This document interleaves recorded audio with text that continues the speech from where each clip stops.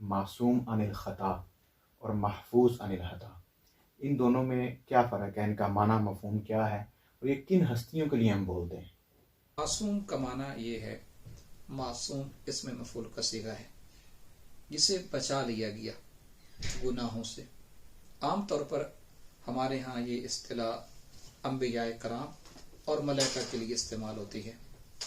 मलाइका को तो अल्लाह रब्बुल इज़्ज़त ने बनाया ही ऐसे है, उनका मटीरियल ही ऐसे है कि उनसे ख़ता हो ही नहीं सकती। वो गुनाह पर, नाफरमानी पर, मासियत पर कुदरत ही नहीं रखते। अंबियाए कराम को अल्लाह रब्बुल इज़्ज़त ने मासूम बनाया है, लेकिन वो गुनाह पे कुदरत रखते हैं। लेकिन अल्लाह रब्बुल इज़्ज़त ने उनको इतना पाकीज़ा कर दिया होता है, उनमें अल्लाह का खौफ, अल्लाह का तकवा,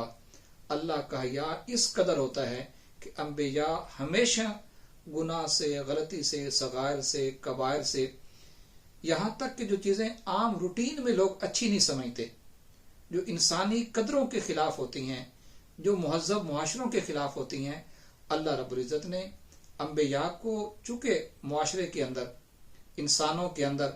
अपनी कुदरत का, अपने इल्म का, अपने अखलाक का, अपनी अज़मत का एक मॉडल बनाया होता है, चूँकि वो अल्लाह के वजूद पर दलील होते हैं। अल्लाह रब्बुल इज़्ज़त की ज़ात को तो कोई देख नहीं सकता, तो जिस ज़ात का वो तारुफ करवा रहे होते हैं, जिस ज़ात की पहचान करवा रहे होते हैं, तो लाजिम होता है उनके लिए कि उनको ऐसा बनाया जाए कि वो हर ज़माने में हर एतबार से बेमिसाल रहें, अपनी ज़ाहिरी जिस्मानी हालत के साथ भी। यानी नबी कायनात में सबसे बढ़कर हसीन होते हैं, उनके हुस्न का भी कोई मुकाबला नहीं होता उनके दौर में। फिर अपने अखलाक में, किरदार में, गुफ्तार में, हर एतबार से वो रोल मॉडल होते हैं। इस एतबार से अल्लाह रब्बुल इज़्ज़त उनकी ऐसी हिफाजत करता है कि वो गुनाह नहीं करते और हमेशा गुनाहों से पाक साफ रहते हैं। तो बुनियादी तौर पर मासूम अनिल ख़ता ये अंबिया के लिए इस्तेमाल होता है और मलाइका के लिए इस्तेमाल होता है। अब रहा मामला महफूज अनिल ख़ता का। अहले सुन्नत के यहाँ अंबिया और मलाइका के अलावा बाकी जो भी नेक साले लोग हैं, औलिया हैं, सुलहा हैं, सहाबा कराम हैं, अहले बैत पाक के नफूस कुदसिया हैं, इन सब को महफूज अनिल ख़ता की कैटेगरी में लाया जाता है। महफूज अनिल ख़ता का बुनियादी माना यह है, महफूज भी इसमें मफूल का सीगा है, जिनकी हिफाजत की जाए, जिन्हें अल्लाह रब्बुल इज़्ज़त अपनी हिफाजत में ले लेता है। यानी वो अल्लाह रब्बुल इज़्ज़त के इतने करीब चले जाते हैं कि रहमत खुदाबंदी और हिफाजत खुदाबंदी उनको गुनाहों से बचा लेती है। लेकिन उनमें गुनाह का मलका होता है। वो गुनाह अगर उनसे हो भी जाए, यानी ये मुमकिन है कि उनसे कोई गुनाह हो जाए, अल्लाह रब्बुल इज़्ज़त उनको माफ़ फरमा देता है, उनको तौबा की तौफीक देता है। फौरन वो अपने गुनाह पर मुत्तले होते हैं, तौबा करते हैं, नदामत होती है और फौरन अल्लाह रब्बुल इज़्ज़त की ज़ात उनको माफ़ कर देती है। अब इसमें फिर दर्जे हैं।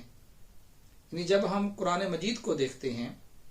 और आका अलैहिस्सलाम की अहादीस को देखते हैं, तो हिफाजत का सबसे बड़ा एहतमाम जो किया है कुरान मजीद में, वो ताइदार कायनात की अहले बैत के लिए है। जिस तरह की अल्लाह रब्बुल इज़्ज़त ने उनके किरदार की हिफाजत फरमाई है, और बिलखुसूस जिन्हें हम अहले बैत में लेते हैं, जो आयत ततहीर का मिसदाक हैं, सैयदा फातिमा ज़हरा सलामुल्लाह अलैहा, सैयदना अली मुर्तज़ा रज़ियल्लाहु ताला अन्हु, हसनैन करीमैन, इनकी हिफाजत मुख्तलिफ जिहतों से हो रही है।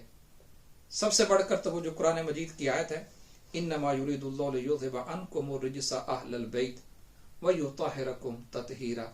अब अगर आप इस आयत पे देखें, हज़रत सैयदी शेखुल इस्लाम ने इस पे बहुत खूबसूरत कलाम किया है। आपने बहुत सी जिहतें बताई हैं इस आयत की, कि वो जो गुनाह का तसव्वुर भी हो सकता है, जो मुख्तलिफ तरीकों से वही यानी सगायर या कबायर या अखलाक से गिरी हुई चीज़ें,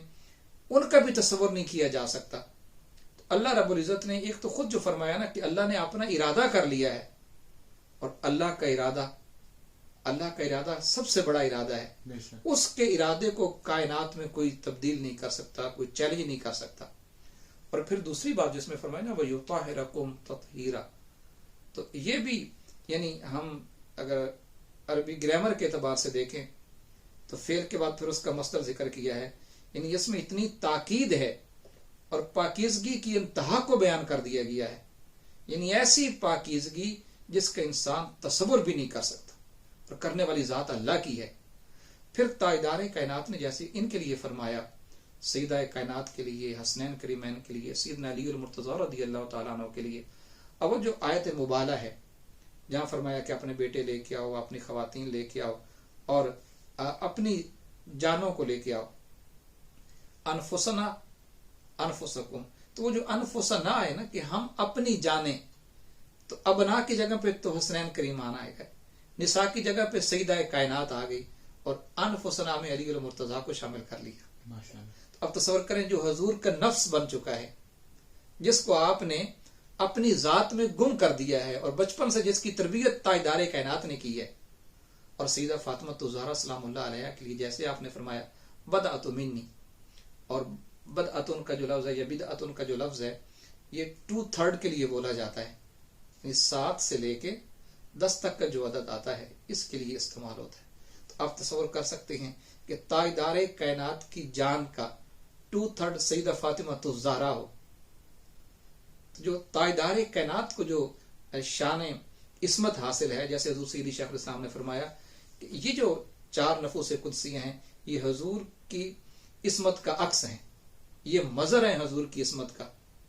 تو ایک تو یہ جو شان بدعیت حاصل ہوگی نا کہ تاجدار کائنات کا جز ہونے کی نسبت، تو جو پاکیزگی، طہارت، اور آج کل تو ڈی این کی سائنس بھی یہ بتاتی ہے کہ جو بچہ پیدا ہوتا ہے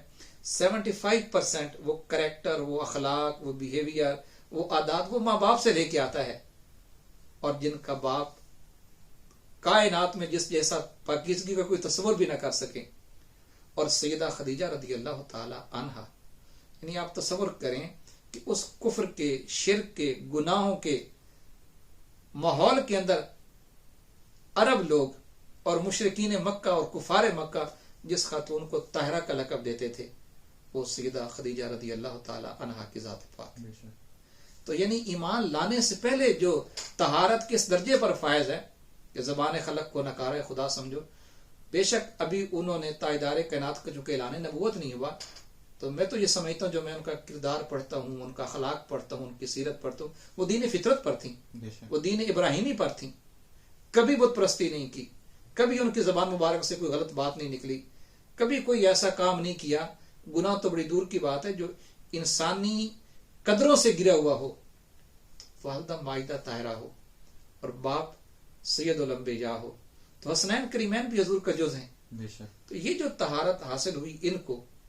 یہ طہارت کائنات میں یکتا ہے۔ پھر نیچے جب ہم صحابہ کرام کی طرف آتے ہیں تو صحابہ کرام کو جو چیز سب سے بڑھ کر ملی